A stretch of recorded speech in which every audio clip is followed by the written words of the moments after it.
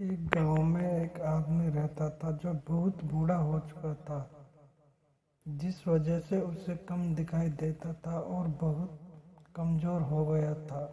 इसलिए वो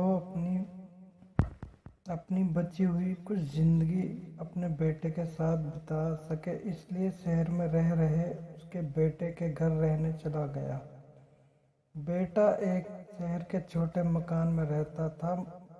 मकान तो उसका छोटा था, लेकिन उसके अंदर जो चीज़ें थी वह महंगी थी। उस मकान में बेटा, उसकी पत्नी और उनका एक 5 साल का बच्चा, यह छोटा सा परिवार साथ मिलकर रहता था। बूढ़ा पिता के आने से उनके परिवार को एक सदस्य और बढ़ गया। यह पूरा परिवार रोज सुबह शाम डाइनिंग टेबल पर साथ में खाना खाया करता।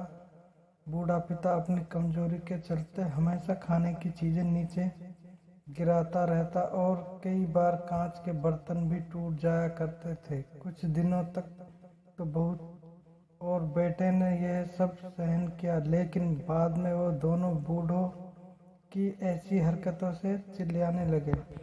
एक दिन बेटे ने कहा कि ऐसा कब तक चलेगा, हमें कुछ करना पड़ेगा। उसकी पत्नी भी इस बात से सहमत हुई। अगले दिन बेटा कहीं से एक पुराना मेजर लेकर आया और घर के एक कोने में उसे लगा दिया और अपने पिताजी से कहा कि आप यहीं पर बैठकर खाना खा लिया कीजिए। उन्होंने एक लड़की का बर्तन भी बनवाया जिसकी वो अपने बूढ़े बाप को खाना देने लगे। अपने कांच के कीमती बर्तन बचाने के लिए अपने पूरे बाप को लकड़ी के बर्तन देने में उन्हें जरा भी शर्म नहीं आई। अब खाने का समय जब जब होता तो बूढ़ा बाप एक कोने में बैठकर खाता और बाकी का परिवार डाइनिंग टेबल पर खाना खाया करता। डाइनिंग टेबल पर बैठे बैठे दोनों पति पत्नी कभी कभी अपने बूढ़े बाप की तरफ देख लिया करते। बूढ़े बाप की आंखों में उन्हें आंसू भी नजर आते, मगर उन्हें कोई फर्क नहीं पड़ता। बूढ़े का पोता भी यह नज़ारा हमेशा देखता और वह अपने मन में खोया करता। एक दिन जब पत्नी पति डाइनिंग टेबल पर बैठकर खाना खा रहे थे, उनका बच्चा जमीन पर बैठकर कुछ कर रहा था।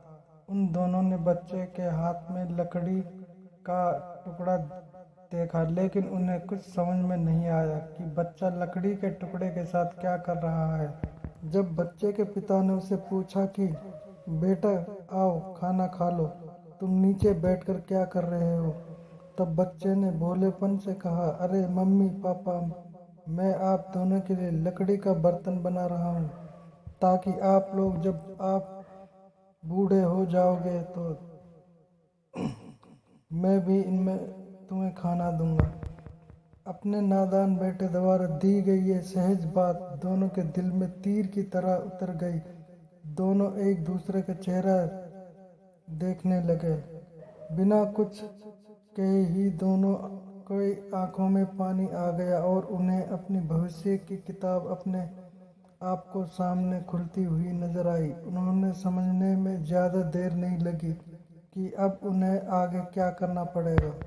अगले दिन कमरे के कोने से वह पुराना मेज हट गया और अब बूढ़ा पिता और बाकी का परिवार साथ में मिलकर फिर से खाना खाने लगे।